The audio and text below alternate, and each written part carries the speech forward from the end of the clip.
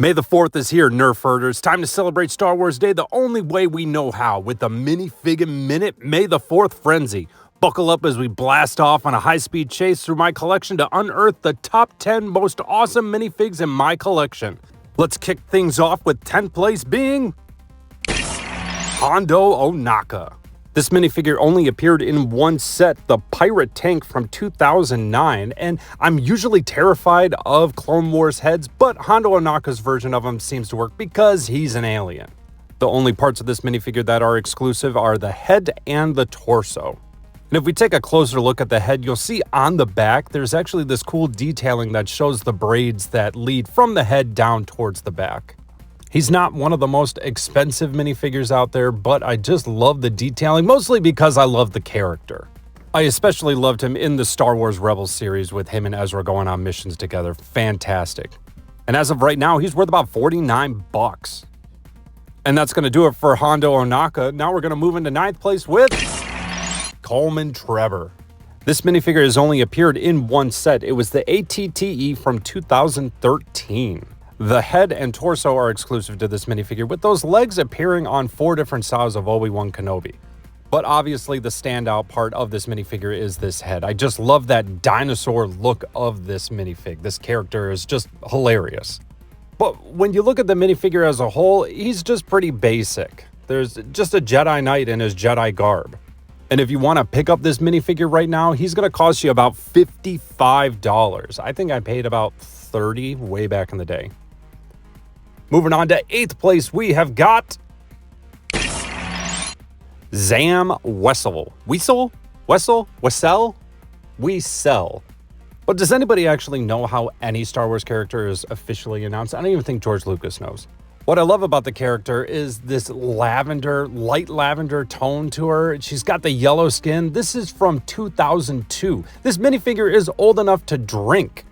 And for 2002, they were highly detailed on this. And yes, this is the musket that she comes along with. And I love how they were able to repurpose this old-timey helmet. Now, she does have dual printed faces with this on the back. And if you want to pick her up right now, she's worth about 105 bucks. In 7th place, we have got the coolest character ever, Max friggin' Rebo. Now, I wanted to add this minifigure to my collection for the longest time, but I couldn't justify 40 bucks. But then he appeared in the 3rd season of Mandalorian, or 2nd season. No, it was the Book of Boba Fett. And at that point, I was like, no, I need to get him right now. You can see here, he did have a crack in him. It's just what happens, guys. I mean, it really bummed me out. The head is a little soft, but yeah. So I picked him up off of Bricklink for like 40, 45 bucks. I knew that there was a crack in the torso, but I know I can replace it. But the price skyrocketed afterwards. There's rumors that there's going to be a sail barge that comes out this year, so he might appear in that. But as of right now, this minifigure is worth $109. So we're talking serious money now. And speaking of serious money, Princess Leia, Bausch. This character design is possibly my favorite Star Wars character design that they have ever done. I mean, I'm talking Darth Vader, Yoda, all of them. This character right here is hands down my favorite. I think it has a lot to do with the helmet, though. It looks like that there's so much story that went on behind this character that we don't really get to see in the movies. The printing on the torso, and on the front and back, is exclusive to this minifigure. The legs are exclusive. The head's not exclusive. The helmet is, of course. And while I was making this video, I noticed the worst thing that can happen to a collector, and that is there is a crack in the minifigure foot. This extremely devalues the cost of this minifigure, but I don't plan on selling her. She is going to be paired with my helmet, the Bausch helmet, but if she was in mint condition, she'd be worth about 109 bucks. In 5th place, we have got yet another character I don't know how to pronounce. Zeb Aurora Borealis.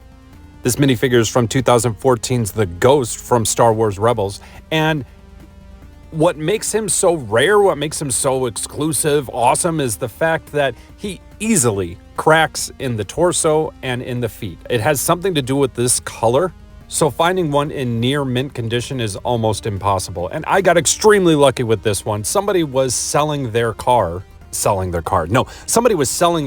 Lego collection because they wanted to buy a car for their 16-year-old son. So I was able to pick up the Ghost for about 300 bucks. And yeah, you can see here I'm pointing out where he tends to crack on the back and the sides, but hey, Zeb don't crack. And this one does take a bit of a price hike. He is worth about $124 in his current condition. Now this next minifigure is not the most expensive one, but he is my favorite. Jedi Bob. If you were to tell me that I have to sell my entire Lego collection and you could only keep one piece, what would it be? It would be this minifigure right here. The only part of him that is unique to him alone is the torso. Every other part of him has appeared on other sets. And this is another minifigure that's old enough to drink. He came out in 2002. Now the story behind him for me was that I saw him in a Bricks and Minifigs and he was 20 bucks. I called a few of my friends and I was like, why is this guy so expensive? They're like, it's Jedi Bob! You need to go pick him up. So I went back to the store and he was gone. Thankfully, I was able to pick him up online from somebody that I knew personally for only about 40 bucks. And there were rumors that he was going to come out in the UCS gunship, but that never happened. So now he's worth about $138. Coming up in third place, we have got Commander Wolf, leader of the Wolf Pack. Oh, this helmet is friggin' BA. Now, I didn't know much about Commander Wolf before I got this minifigure, but I saw him in a Bricks and Minifigs, and when I saw this face, I knew that I had to have him in my collection. Look at how awesome this guy looks. The scar across the face. He looks like something from a 1980s action film. The torso's basic, the legs are cool, and if you want to put him in your collection right now, he's worth about 145 bucks, justifiably so. In second place of my top 10 favorite minifigs, we've got Pre-Vizsla. Now, I want to stress, this is not my list of, least favorite to most favorite. I'm just doing it based on price, but these are my top 10 favorites. This guy, when you talk about BA, there are so many unique details about this minifigure. Every part of him is exclusive to him alone, except for the hands and the arms, maybe. This is what he looks like without the cape on. And we're not going to show the face because it terrifies me. There was a glimpse of it earlier, and this is what the original Dark Saber looked like. He's worth 174 bucks. Which means that the most expensive minifigure on this list is going to none other than Queen Amidala.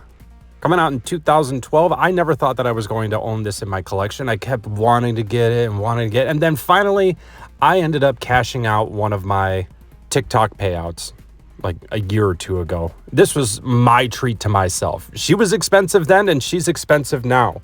As of today, she is worth about $196. And then lastly, I did say that there was going to be an honorable mention. Well, here he is. The Rancor. I was fortunate enough to get this minifigure, actually the entire Rancor pit set, on an online marketplace, if you will. This is genuine Lego. You can see that there is the little Lego logo up there. Oh, this minifigure, it's not even a minifigure. I mean, that's why it's an honorable mention, but absolutely love him. Worth about $137 right now. And I'm really hoping that Lego ends up making another version of this minifig someday. So there you have it, my top 10 favorite Lego Star Wars minifigs from my own personal collection. And in case you didn't know, I customized Lego minifigures based off of your suggestions. Every single minifig you see on this image right now is what I designed with my own two hands, but your suggestions. So be sure to like, share, and subscribe. May the 4th be with you.